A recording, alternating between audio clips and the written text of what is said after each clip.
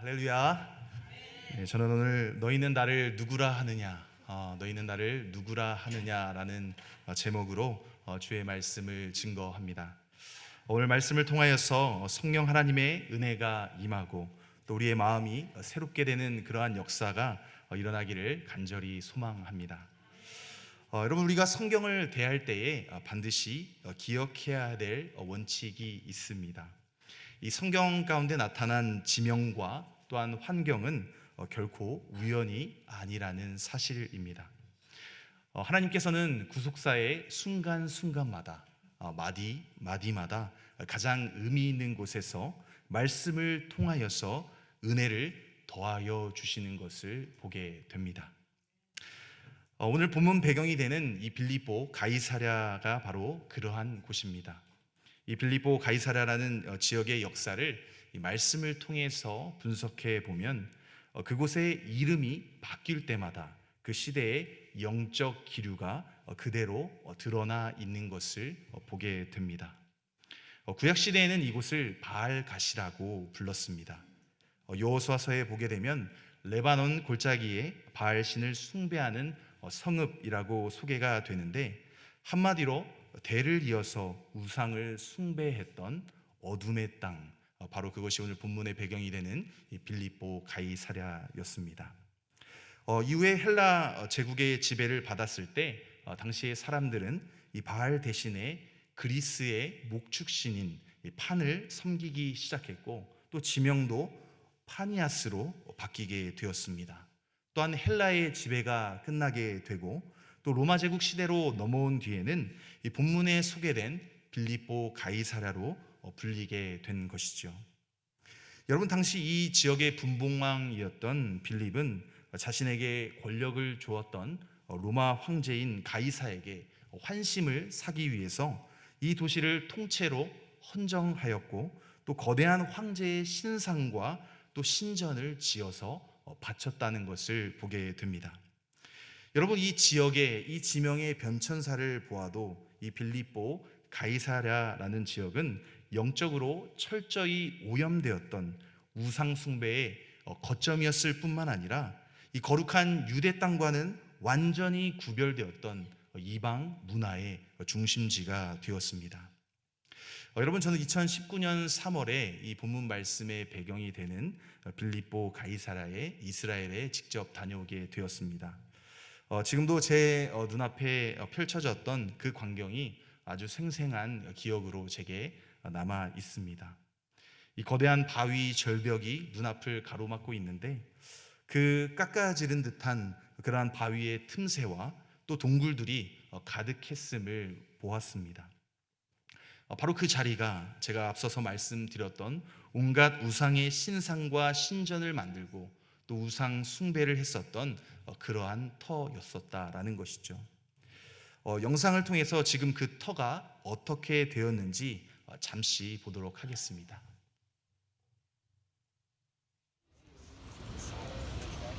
네, 지금 여러분이 보시는 곳이 제가 방금 말씀드렸던 그 우상의 신상들과 신전의 터가 지어졌었던, 지금은 무너졌지만 그 터를 보여주고 있습니다. 여러분, 수천 년이 지난 지금도 이러한 우상의 흔적들이 고스란히 남아있는 것을 보게 됩니다. 그런데 역설적이게도 이 빌립보 가이사랴는 자연 경관이 너무나도 아름다운 곳이었습니다. 제가 모든 자연 경관을 영상에 담지는 않았지만 이 짧은 영상을 통해서 또 오늘 본문 말씀의 현장을 잠시나마 함께 느껴보기를 원합니다.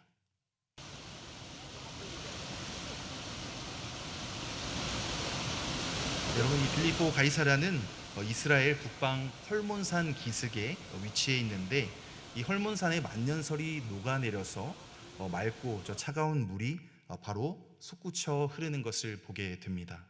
여러분, 아까 보셨던 영상에서 그 청정수가 모여서 이 요단강의 원류가 되는 것이죠. 요단강이 이 물을 통하여서 요단강이 생성이 되는 것입니다. 사랑하는 성도 여러분, 예수님께서는 왜 이 수많은 장소를 두시고 하필 이 우상 숭배의 심장부이자 요단강의 발원지였던 빌립보 가이사랴로 예수님께서 제자들을 데려가셨을까요? 여러분, 이곳은 기적만을 바라며 또 애워싸는 유대 군중들의 어떠한 소란과 방해를 떠나서 제자들에게만 조용히 주님의 진짜 정체가 무엇인지를 알려주시고 또한 위대한 하나님 나라의 비밀을 가르치시기에 최고의 장소였었기 때문입니다.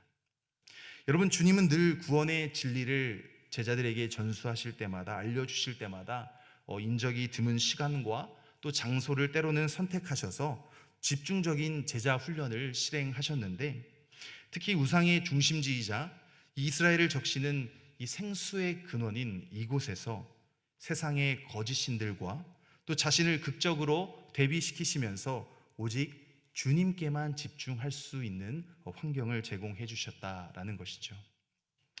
여러분, 하지만 오늘 주님의 가르침은 평소와 달랐던 모습을 보게 됩니다.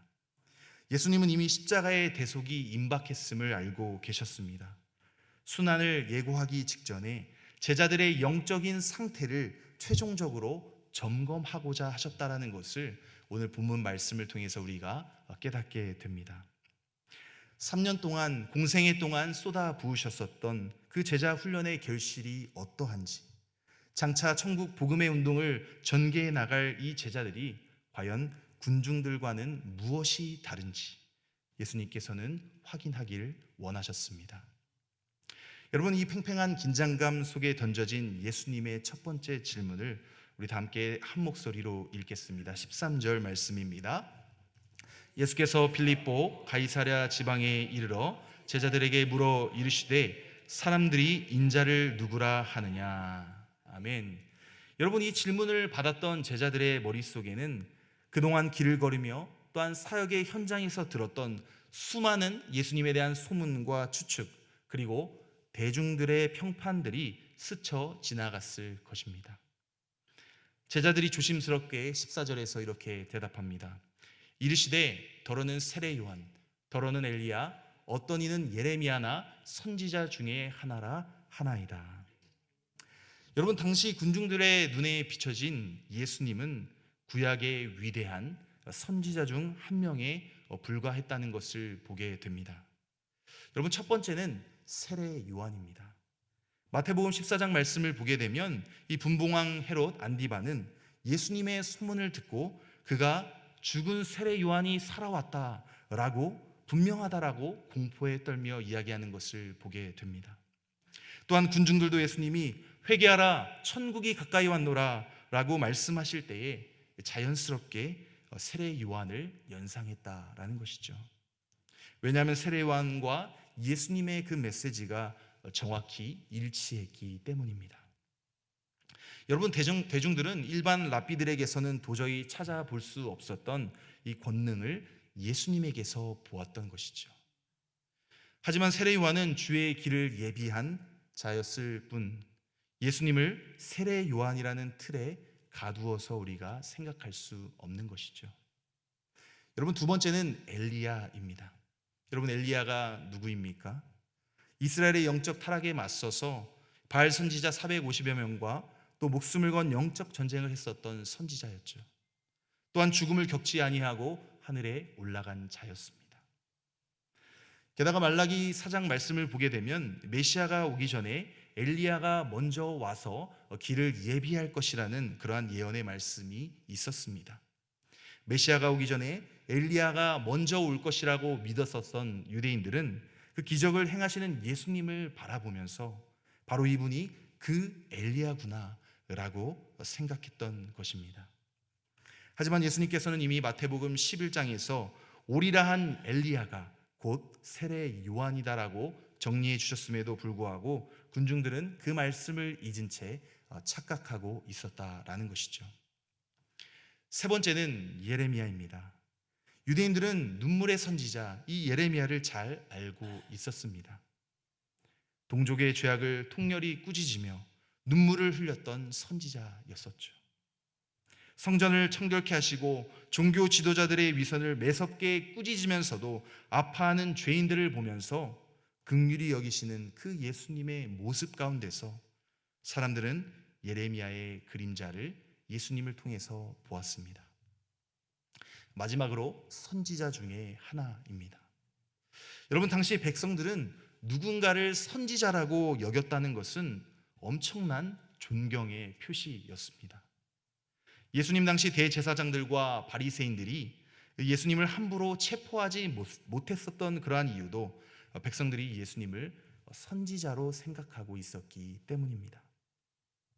여러분, 군중들이 바라보았던 이 네 가지의 관점에서는 결정적인 하나의 공통점이 있는 것을 보게 됩니다. 예수님을 바리새인이나 사두개인을 훨씬 능가하는 위대한 은사와 권능을 가진 분으로 인정했다라는 것이죠. 여러분, 그런데 이상하지 않으십니까?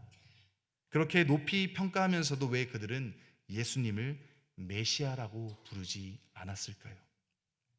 여러분, 그 이유는 예수님이 그들이 원하는 어떠한 세속적인 권력에 전혀 관심을 두지 않고 있으셨기 때문입니다. 당시 유대인들이 열망하던 메시아는 로마 제국의 압제로부터 자신들을 해방시켜주고 또한 불의한 자들을 심판하여 강력한 그 다윗의 왕국을 다시 재건할 정치적 메시아를 원했기 때문입니다. 그들은 영혼의 생명과 본질적인 구원에는 관심이 없었다라는 것이죠. 그저 당장의 문제를 해결해주고 성공을 가져다줄 어떠한 선지자적인 효과만을 원했었기 때문입니다. 그러나 여러분, 주님의 시선은 세속적인 성공이나 이 정치적 해방과는 거리가 멀었음을 깨닫게 됩니다. 여러분, 예수님은 인간의 가장 근본적인 문제, 바로 죄와 심판에서 온 인류를 자유케 하기 위하여서 오셨기 때문입니다. 여러분, 그렇기에 주님은 군중들이 보내는 그 화려한 선지자적인 어떠한 칭호와 기대에 조금도 만족하지 않으셨다라는 것이죠. 그 어떠한 위대한 선지자의 이름으로도 하나님의 아들 예수 그리스도를 온전히 담아낼 수 없었기 때문입니다. 여러분, 여기서 제 개인적인 경험을 나누고자 합니다. 제가 한 2009년에 신학생 시절 때였습니다. 제가 학교에서 이슬람 세미나가 있었는데요. 그 세미나를 통해서 제가 당시 얻었던 내용은 유럽이 빠른 속도로 이슬람화가 되어간다라는 그러한 화두가 있었습니다. 그뿐만 아니라 대한민국에도 당시 이슬람교가 다양한 루트로 밀려 들어오고 있다는 그러한 내용을 접하게 되면서 저는 신학생으로서 또 그리스도인으로서 약간의 위기의식을 느끼게 되었습니다. 그래서 이 한국에 대한 이슬람교의 이 선교 전략을 좀 내가 파악해야겠다. 그리고 열정의 그 마음을 가지고 제가 무작정 이태원에 있는 서울중앙서원의 지도자인 이맘에게 인터뷰를 요청하는 이메일을 보냈습니다. 여러분, 저 한 학생의 그 인터뷰를 거절할 수도 있었는데 그 이슬람 종교 지도자가 제 인터뷰를 수락을 해주었습니다. 당시 터키 국적의 그 지도자가 이태원 중앙서원의 지도자였는데 우리 교회의 바스넷 목사님처럼 한국말을 너무나도 유창하게 잘 하시더라고요. 그러면서 저는 10가지 질문을 먼저 보냈고 또 그 질문에 대한 답변을 인터뷰를 통해서 듣게 되었습니다. 그중 하나의 질문이 무엇이었냐면 바로 이슬람교에서 생각하는 예수님은 누구이십니까? 라는 질문이었습니다. 오늘 본문과 좀 연결이 되는 내용입니다. 그러자 그 지도자가 하는 말이 이러하였습니다. 예수님은 이슬람교가 인정하는 25명의 위대한 선지자 중 한 사람입니다. 무함마드처럼 알라가 인류에 보낸 아주 위대한 인간 선지자입니다. 라고 저에게 답변을 했습니다. 여러분, 무슬림들은 예수님을 하나님의 아들 그리스도로 절대로 인정하지 않습니다. 오늘 본문 말씀의 군중들과 같이 위대한 인간의 지도자 중 한 명으로, 선지자 중 한 명으로 보았다라는 것이죠. 여러분, 오늘 본문의 유대 군중들과 또 정확히 똑같은 영적인 한계와 무지에 갇혀 있는 이 대표적인 예라는 것이죠. 사랑하는 성도 여러분, 오늘 말씀을 통하여서 유대인들이나 무슬림처럼 예수 그리스도를 부분적으로만 아는 것이 아니라 예수 그리스도의 진짜 정체를 깨닫는 저와 여러분이 되기를 간절히 소망합니다. 여러분, 대중들의 빗나간 평판을 들으신 예수님은 이 제자들의 답변에 만족하지 못하셨습니다. 제자들에게 이렇게 두 번째 질문을 주셨습니다. 우리 15절 말씀을 한 목소리로 읽겠습니다. 이르시되 너희는 나를 누구라 하느냐. 아멘. 너희는 나를 누구라 하느냐. 오늘 설교의 제목이죠. 여러분, 한국어로 번역된 성경에는 생략되어 있지만 이 헬라어 원문을 보게 되면 이 질문 앞에 그러나 혹은 그렇다면이라는 접속사가 붙어 있는 것을 보게 됩니다. 사람들은 나를 세례 요한, 엘리야, 예레미야 그리고 선지자 중 하나라고 그러는데, 그러나 나와 동거동락하며 나의 기적과 은혜를 가장 가까이서 체험했었던 너희는, 그러나 너희는 나를 누구라 하느냐? 라고 질문하셨습니다. 여러분, 그러나라는 이 짧은 접속사 속에 제자들을 향한 주님의 뜨거운 기대감과 심정이 압축되어져 있음을 깨닫게 됩니다. 여러분, 이 질문은요, 방관자로 남을 것인지 아니면 주님께 인생 전체를 드릴 것인가를 묻는 어떠한 헌신에 대한 촉구였음을 깨닫게 됩니다. 여러분, 누구도 피해갈 수 없는 이 질문 앞에서 침묵을 깨트린 사람은 바로 성질 급한 베드로였습니다. 우리 16절 말씀을 함께 읽겠습니다.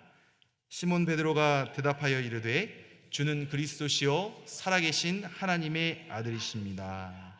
아멘. 여러분, 베드로는요, 기독교 역사의 정수이자 또 복음의 핵심을 관통하는 아주 최고의 답변을 하는 것을 우리가 말씀을 통해서 깨닫게 됩니다. 여러분, 베드로가 고백한 그리스도는 무슨 뜻입니까? 이 세상을 구원하기 위하여서 하나님께 구별되어서 기름 부음 받은 자, 즉 구약 전체가 예언하고 온 인류가 기다려온 유일한 메시아가 바로 예수님이라는 그러한 뜻입니다. 여러분, 이어지는 살아계신 하나님의 아들이라는 고백은 또 무엇입니까? 예수님이 곧 하나님과 동등되신 분이시라는 진리의 선언인 것이죠. 특히 여기서 우리는 살아계신이라는 이 수식어에 주목해야 합니다. 여러분, 지금 예수님과 제자들이 서 있는 곳이 어디라고 했습니까? 빌립보 가이사랴입니다. 사방을 돌로 깎아 만든 황제의 신전이 위용을 자랑하고 있고, 그리스 판신의 조각상이 널려 있는 우상 숭배가 이루어지고 있는 한복판에서였다라는 것이죠. 여러분, 거대하지만 생명이 없이 썩어져 가는 이방의 조각된 죽은 신들 그 한가운데서 베드로는 영적인 야성을 가지고 이렇게 외친 것입니다. 주님, 저 돌덩이로 만든 우상은 다 가짜입니다. 오직 주님만이 영원전부터 지금까지 그리고 미래에도 살아 역사하셔서 우리에게 생명을 공급하시는 그리스도요 참 하나님의 아들이십니다라고 고백하는 것입니다. 여러분, 황제 숭배의 땅이었던 그 빌립보 가이사랴의 그 거대한 바위 절벽을 향한 장엄한 선포였습니다. 여러분, 이 고백을 들으신 예수님의 반응이 궁금하지 않으십니까? 우리 17절 말씀을 함께 읽겠습니다. 예수께서 대답하여 이르시되 바요나 시모나 내가 복이 있도다. 이를 내게 알게 하니는 혈육이 아니요 하늘에 계신 내 아버지시니라. 아멘. 사랑하는 성도 여러분, 우리의 주인 되신 예수님을 가장 기쁘게 해드리는 비결이 바로 여기에 있습니다. 세상의 화려한 것과 어떠한 조건이 아니라 우리의 깊은 마음의 중심으로부터 우러나오는 주는 나의 그리스도시요 살아계신 하나님의 아들이십니다라는 이 올바른 신앙 고백을 주님께 올려드릴 때에 우리 주님은 최고의 기쁨을 누리신다라는 것이죠. 여러분, 그런데 여기서 우리가 놓치지 말아야 할 결정적인 진리가 있습니다. 여러분, 베드로가 이 위대한 고백을 할 수 있었던 원동력이, 그 힘이 어디에서부터 왔느냐라는 것이죠.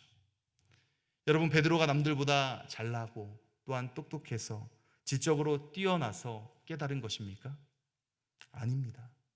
여러분, 이 감추어진 천국의 비밀은 우리의 지혜나 우리의 능력으로는 결코 알아낼 수도 고백할 수도 없는 것입니다.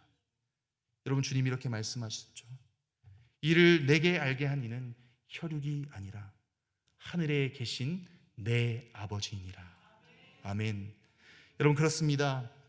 우리가 오늘도 예수님을 그리스도요 살아계신 하나님의 아들로 믿고 고백할 수 있는 것은 우리 성부 하나님께서 성령 하나님을 통하여서 우리 마음의 주권적인 은혜의 빛을 비추어 주셨기 때문입니다. 나의 공로가 아니라 전적인 하나님의 은혜라는 것이죠. 여러분, 이 은혜를 기억하면서 주님의 정체성을 삶으로 고백하고 전하는 저 우리 모든 성도님 되시길 간절히 소망합니다. 여러분, 이제 주님은 이 위대한 고백 위에 장엄한 후속사적인 선언을 주시는 것을 18절 말씀을 통해서 보게 됩니다. 제가 봉독합니다. 또 내가 내게 이르노니 너는 베드로라. 내가 이 반석 위에 내 교회를 세우리니 음부의 권세가 이기지 못하리라. 아멘. 여러분, 저는 학부 때 신학을 공부하면서 저의 마음 가운데 좀 어떠한 거룩한 비전을 품고 꿈꾼 적이 있습니다. 목회자가 되기 전에, 목사 안수를 받기 전에 이 성경과 또 교회사적으로 또 숨결이 살아있는 그러한 현장들을 최대한 많이 방문해 보아야겠다라는 그러한 꿈이 있었습니다. 여러분, 저는 이 비전을 이루기 위해서 학부 시절에 정말 치열한 삶을 살았습니다. 오전 수업만 있는 날에는 어린이집에 가서 보조교사로도 일을 했었고요. 또 여러분, 혹시 스킨푸드라는 화장품 가게를 아십니까? 아세요? 미국에 있는지는 잘 모르겠는데요. 이제 스킨푸드는 먹지 마세요, 피부에 양보하세요 라는 슬로건을 가지고 있는 화장품 회사인데요. 그곳에서 판매 점원으로도 아르바이트를 하기도 했습니다. 또 심지어 방학 때는 새벽에 이 비닐하우스에 비닐을 치는 일을 했습니다. 여러분, 혹시 농사를 지어 보신 분이 있으신지 모르겠습니다만 이 비닐은 새벽에 4시, 5시쯤에 바람이 불지 않을 때 쳐야 울지 않고 평평하게 비닐을 칠 수가 있습니다. 또 낮에는 방학 때 낮에는 자동차 휠을 만드는 공장에 들어가서 외국인 노동자분들과 함께 땀 흘리며 휠을 같이 포장하고 그렇게 여행 경비를 조금씩 모으게 되었습니다. 또 부족한 부분은 또 약간의 부모님의 지원을 받기도 하였죠. 여러분, 저는 그렇게 경비를 모아서 제가 처음 향하였던 곳은 바로 이탈리아 로마였습니다. 정확히 말씀드리면 이 로마 시내에 둘러싸여 있는 작은 도시 국가인 바티칸 시국이었습니다. 여러분, 그곳은 우리가 잘 아는 교황청과 이 거대한 성 베드로 성당이 위용을 자랑하고 있는 곳이기도 합니다. 로마 카톨릭 전승에 따르면 사도 베드로가 순교한 뒤에 묻힌 그 무덤터 위에 그 베드로 성당을 건축했다라고 전해지고 있습니다. 또한 로마 카톨릭에서는 베드로를 초대 교황이라고 부르면서 그를 교회의 머리로 삼고 있습니다. 여러분, 바로 이 지점에서 우리 개신교회와 또한 천주교회의 결정적인 성경 해석의 차이가 발생하게 됩니다. 여러분, 천주교는 오늘 본문 말씀 28절 말씀을 근거로 교회가 베드로라는 인간의 인격과 직분 위에 세워졌다고 완전히 잘못 해석하고 있습니다. 그래서 베드로의 법적 후계자인 교황이 교회의 절대적인 지배권을 가진다고 주장하면서 또 심지어 교황의 선포에는 오류가 없다라는 교황 무호설까지도 만들어냈습니다. 교황의 성경 해석을 성경 말씀보다 더 위에 두는 그러한 심각한 영적 왜곡을 범한 것이죠. 여러분, 그러나 오늘 본문 말씀은 문맥적으로나 문법적으로나 이것에 대해서 로마 카톨릭이 잘못 해석하고 있는 것을 보게 됩니다. 여러분, 우리 개혁교회가, 우리 개신교회가 목숨 걸고 지켜온 종교개혁의 정신이 무엇입니까? 오직 성경, 오직 하나님의 말씀만이 최종적인 권위라는 사실이죠. 여러분, 그렇다면 이 반석 위에 내 교회를 세우겠다는 우리 본문 말씀으로 다시 돌아와서 주님께서 하신 그 말씀의 의미는 무엇입니까? 베드로와 같이 나약하고 실수 많은 인간 위에 교회를 세우겠다는 뜻이 결코 아니라는 것이죠. 하나님께서 깨닫게 하신 베드로가 위대한 고백, 곧 주는 그리스도시요 살아계신 하나님의 아들이십니다. 여러분, 이러한 그 고백, 바른 신앙 고백이라는 반석 위에, 하나님의 말씀 위에 주님의 교회를 든든히 세워 가시겠다라는 의미입니다. 여러분, 이 고백이 변질되지 않고 대대로 이어질 때에 바로 그 교회가 음부의 권세가 감히 흔들지 못하는 그러한 교회가 되는 줄 믿습니다. 여러분, 주님은 이 고백을 한 제자들과 오늘 우리에게 놀라운 하늘의 권세를 주시는 것을 보게 됩니다. 우리 19절 말씀을 다 함께 읽겠습니다. 내가 천국 열쇠를 내게 주리니 내가 땅에서 무엇이든지 매면 하늘에서도 매일 것이요 내가 땅에서 무엇이든지 풀면 하늘에서도 풀리리라 하시고. 아멘. 여러분, 주님이 주신 이 천국 열쇠는 어떠한 눈에 보이는 물질적인 열쇠가 아닙니다. 여러분, 이스라엘에 가게 되면 이 갈릴리 호수 근처에 이 베드로의 집터가 있습니다. 성지순례를 가게 되면은 방문하게 되는 곳 중 한 곳인데요. 여러분, 그곳에는 베드로의 동상과 이 열쇠를 들고 있는 그 모습이 있습니다. 여러분, 말씀드렸던 것 같이 여러분, 이 천국 열쇠는 어떠한 물질적인 열쇠가 아닙니다. 영혼의 문을 열고 닫는 권세, 바로 복음의 능력을 의미하는 것이죠. 여러분, 마태복음 18장 18절의 말씀을 보게 되면 주님은 이 권세를 베드로라는 한 사람에게만 독점시키지 않으시고 너희에게라는 그러한 복수형을 사용하십니다. 그리고 제자들 전체, 더 나아가서 주님을 구주로 고백하는 이 땅의 모든 그리스도인들과 주님의 몸된 교회에 똑같이 위임해 주셨다라는 것이죠. 말씀을 정리합니다. 사랑하는 성도 여러분, 혹시 여러분은 오늘 본문 말씀에 나오는 군중들과 같이 예수님이 누구이신지 정확히 모른 채 종교 생활을 반복하고 있지는 않으십니까? 영혼의 구원과 영적 부흥보다는 당장 내 눈앞의 문제의 어떠한 해결과 세상적인 성공을 위해서 주님의 능력만을 도구로 삼으려는 선지자적인 효과만을 기대하고 있지는 않으십니까? 오늘도 우리 주님은 거친 삶의 문제와 고통의 한복판에 서 있는 저와 여러분을 향하여서 이렇게 물으십니다. 그러나 너는 나를 누구라 하느냐? 그러나 너는 나를 누구라 하느냐? 여러분은 이 질문 앞에 다른 어떤 사람의 고백이 아니라 바로 나의 중심으로, 나의 마음으로 고백함으로써 주는 그리스도시요 살아계신 하나님의 아들이십니다라고 당당히 선포하며 고백하는 저와 모든 성도님 되시길 원합니다. 여러분, 우리 뉴욕 장로교회는 사람의 이름이나 권력 위에 세워져 가는 교회가 아니라 오직 이 올바른 신앙 고백과 말씀 위에 굳건히 서 있는 교회인 줄로 믿습니다. 성령 충만하여서 복음을 힘있게 증거하는 그러한 영적인 야성이 저와 여러분 가운데 다시 일어나기를 간절히 소망합니다. 그래야 훗날 우리가 주님 앞에 서는 그날에 네가 참으로 복되도다, 잘하였도다, 착하고 충성된 종아 라고 눈물이 흘린 그러한 찬란한 칭찬을 받으시는 저와 여러분 되기를 간절히 소망합니다. 기도합니다.